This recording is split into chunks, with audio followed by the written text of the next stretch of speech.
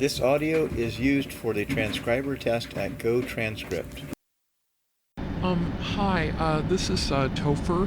I'm currently in charge of our crew equipment teams.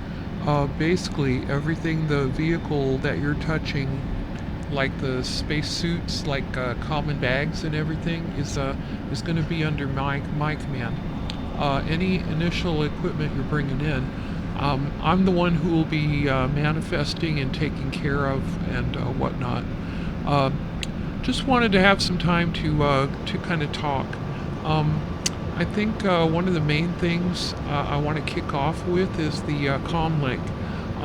I'll throw it over to Jay in a few minutes, but let me just talk through what comm we're actually getting to the ground and whatnot. Stop me if I'm going too deep, but Dragon basically has an S-band comm link. We can communicate with resources. One is Tdrs. It's the constellation of Orion in the Geo Belt. That's our primary communication pathway. We're working an agreement right now with NASA to basically get Tdrs coverage for this mission. The second data source is ground stations. So we have a fairly large network across the world for different coverage.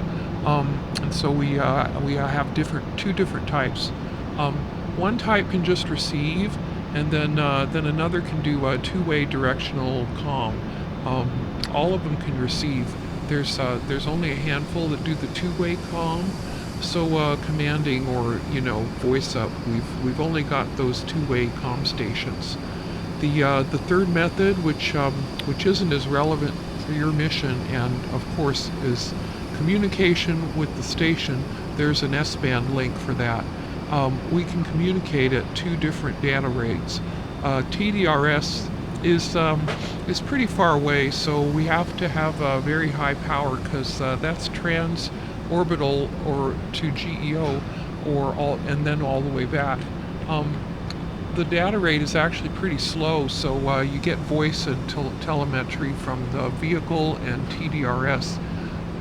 For NASA crew missions, and we're trying to establish this agreement, it's roughly an equivalent level of coverage. Almost all the time you have these little handoffs as you go across coverage from the different satellites across the globe. Then there's usually some rigmarole based on how they schedule on all their various logistics, but it's usually pretty darn good coverage. We're working on that agreement. We can't tell you today exactly how much we're going to get, but we're gonna try to get as much as we can. Then on the ground station passes, it's a much higher data rate, like around 2 millibits per second, so you can get video.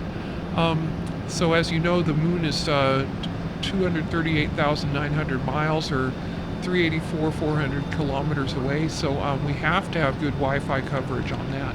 It's still a lot closer than the Schenectady to Reseda corridor of 2799 miles or 4,500 kilometers. This audio is used for the transcriber test at Go Transcript.